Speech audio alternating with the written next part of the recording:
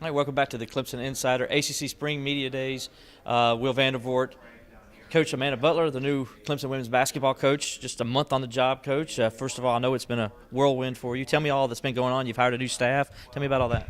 Well, those were my first and most important, maybe verbal commitments. Getting the staff intact, attracting a high quality group of people that are very accomplished and experienced in our field and understand what a Clemson student athlete, the ideal Clemson student athlete looks like, and being able to attract those folks to campus. So that's been a big part of what's been going on. Trying as much as possible with the NCAA restrictions in terms of time and the end of the semester to just have quality time with my team. Get to know them, understand who they are, and try to communicate who I am and really what our expectations are. And then certainly recruiting. We've been doing our best to get as many kids on our campus. It's just you have such a wow factor for people, especially in their first time when they step on that campus at Clemson. It's amazing the response that we get. So we've been trying to do all those things as quickly as possible without sacrificing any quality. Tell me about some of the coaches you've hired and what their responsibilities are going to be for you.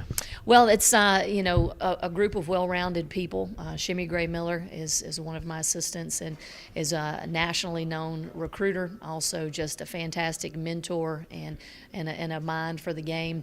Same goes for Joy Cheek.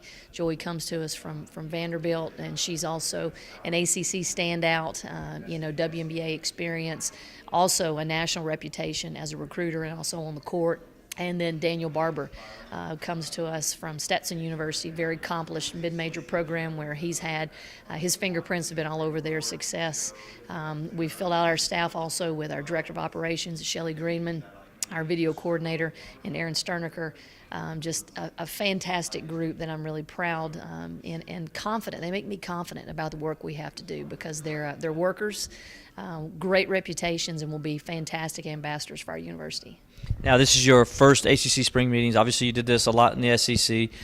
So what's it like for you? And obviously, coming back to Florida, a place you spent a majority of your life, as a coach and a player. What's it like being back here and kind of getting used to everybody in the ACC?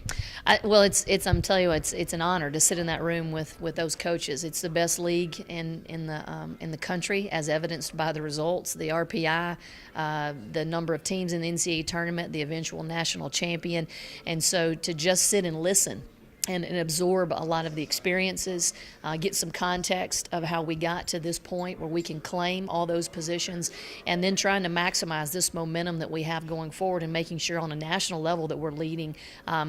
It's been a great educational opportunity. It's great, like I said, just on a personal level, and as a coach who just wants to continue to grow and learn, to be in that room and to add to conversations here and there, but do a lot of listening as well. What's some of the topics, obviously that I've heard what the football coaches and basketball coaches, men's basketball coaches are working on. What's some of the things the women's basketball coaches are doing and some of the rule changes or things that could affect you guys as the season moves on? Well, the big topic of conversation, I think, in all of our coaches' meetings is the transfer legislation and what that's going to look like. We're going to learn a lot more about that this afternoon. Certainly, again, we have leaders not just in our game, but leaders in collegiate sports in this building, not just in our room. And so, it's going to be really impactful, I think, to get everybody together and have some of those minds share perspectives and make sure that we're doing what's right for our sports, for college athletics, and then certainly for the student athletes. You mentioned the transfer rule. I know Brad he's been pretty outspoken about it. So is Dabo. What are your thoughts on the rule? As you look at it and see what the legislation is saying. Well, I think there's just with anything, there's long lists of pros and cons. It just kind of depends on which direction you're coming from, and you have to take all things into consideration. I think that the academic reputation of our universities can't be compromised as we look at some of the things that's maybe happening with graduate transfers and how that's happening on such a high level. But yet maybe you have student athletes who are coming in as a graduate transfer with no intention of completing a graduate degree. The epidemic of transfers as it has evolved over the past few years is certainly a high concern for all of us. And what can we do to try and create environments and give the student athletes a voice where they're not leaving as often.